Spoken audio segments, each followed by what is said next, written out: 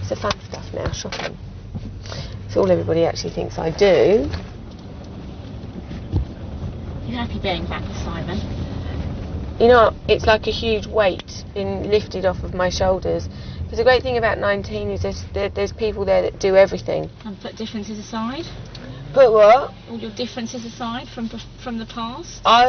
You know, when I first met him, he came round to my house, and I wasn't sure how he was going to react. I thought, well, he's either going to tell me to f*** off, or he's going to kind of forget everything. And he was, we didn't even really talk about it, you know. I think he sees me as a real challenge, which I am. David might agree with that as well. But professionally, I'm a challenge, you know. I think that musically, obviously coming from the Spice Girls is difficult anyway, but because of the celebrity status, you know, because I have had certain hiccups in my career since the Spice Girls, and I think if anybody can make this work, it would be Simon. Actually, I should turn on my mobile. I've probably got about 100 missed calls. You have 4 new messages. My mum's got children today, so she's letting me know they're all right. Oh, Jerry Halliwell, how are you? How you doing? What you up to? Don't know what country you're in. I'm in England.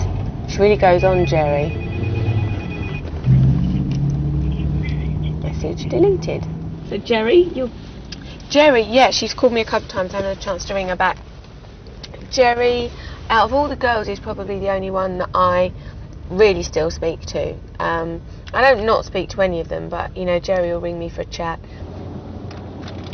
But have you been friendly with Jerry? Is that a recent thing again, or is that since the reunion that you all had? Just before the reunion, I had lunch with Jerry because I was thinking, you know, I always got on very, very well with Jerry. Her heart's in the right place. So I invited her over for lunch because she'd never met Brooklyn, she'd never met Romeo. And I don't have a lot of friends, and I do miss her company. So I invited her over for lunch, and she came with her sister, Natalie, who's very sweet. And, you know, it was just nice and relaxing. And it was after that lunch that I thought, I'm going to get all the Spice Girls together, you know, just to laugh about the things that we've done. You know, it seems ludicrous that we did so much. And you know, we all say we're all still friends, but you know, we don't see each other. I haven't seen any of the girls since that lunch that we had. But you know, when they all came around my house, it was really good fun.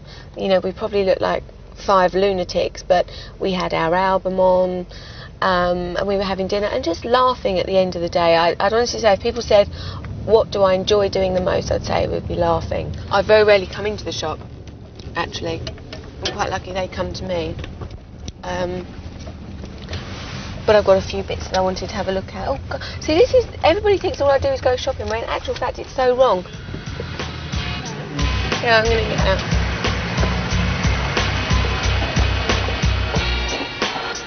Hi. Oh, I'm busting for the toilet.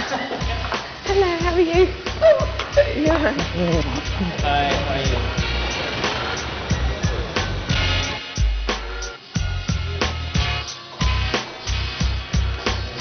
And I love this card as well. This one? Okay. No, you want to take it? I'll try it. What do you like about this jacket?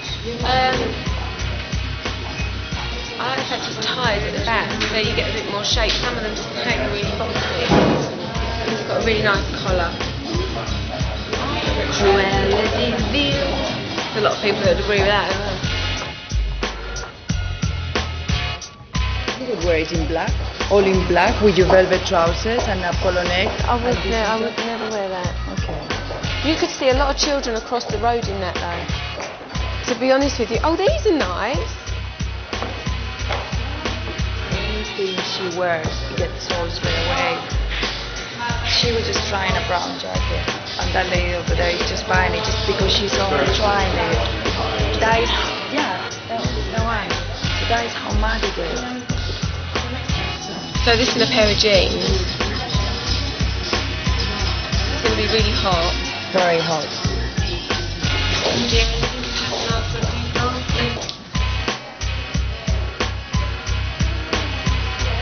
I'm a girl who loves shopping, I love designer clothes, and I'm in a position that I can have all that and I just take advantage of that, which I think if people if you're honest, most people probably would. I was so really arrogant.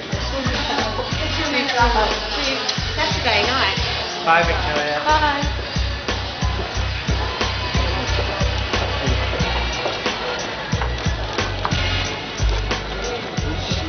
Can you go quickly?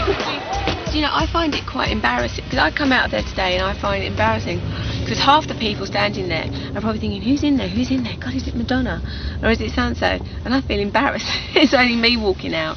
And also, you look a bit of a prat if you're walking down the street, you know, grinning away for some paparazzi. Do you know how much pictures are worth? Do you know? I knew that someone told me that the first picture of Romeo was worth something in the region of £1 million, which freaks me out. It really does. And you know, that's why you get stalked out by these paparazzi, is because there is so much money at stake. Which is why when Romeo got photographed, you know, I was, for the first time, you know, I was adamant.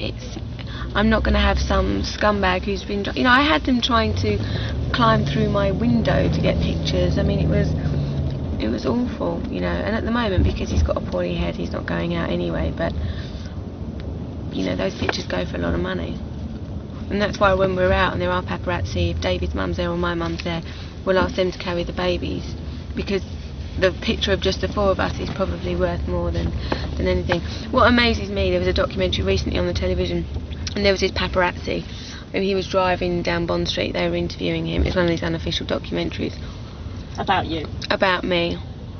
And he said, yeah, well, you know, I often photograph posh spice, which winds me up anyway. Photograph posh spice. She rings me up, you know, tells me where she's going to be. And then they said, so what are you doing today? I'm driving around trying to find her because apparently she's in London. It's like, you dick. If you're going to say that I'm tipping you off, which I can honestly say I have not done and don't need to do anyway, what the hell are you doing driving around looking for me?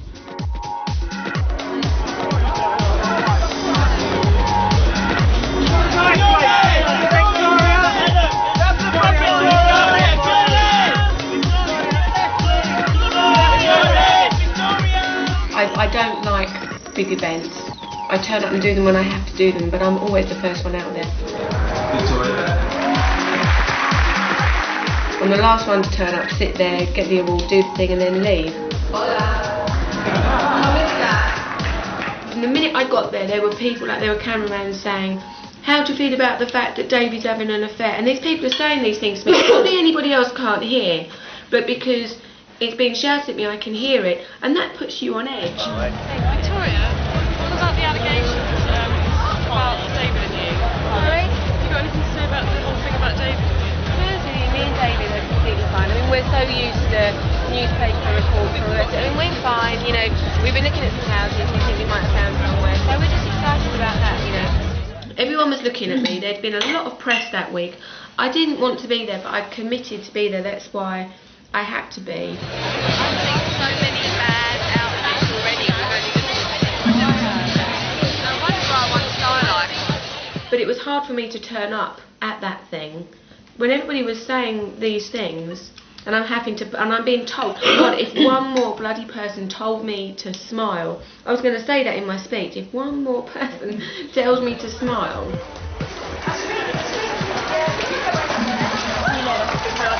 When I see certain celebrities coming out and standing there and posing and waving and smiling, I look at it and I think that is really Yeah, but that is what corny. fans want.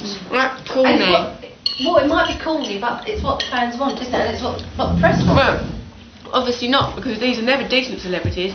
We'll never get Madonna standing there doing that. This is Pussy Galore. I'm just to let everyone know I'm really ill today. So You've got to get your violins out. Oh gosh. What's wrong with Posh today? Posh, I think, you know, like when people say they've got flu and they actually haven't, they just got like a cold. I actually think I do have flu. I couldn't get out of bed this What morning. people realise about Victoria is, since she was about 8, she used to write a list of what's wrong with her down. And the list has been getting longer and longer each time she's been ill. So at this point she's on like literally 2 sheets of A4 paper at the minute. Babe, you know it's not like me. I'm usually up early. I got up at 4:30 Oh yeah, this all morning. the time. 4:30.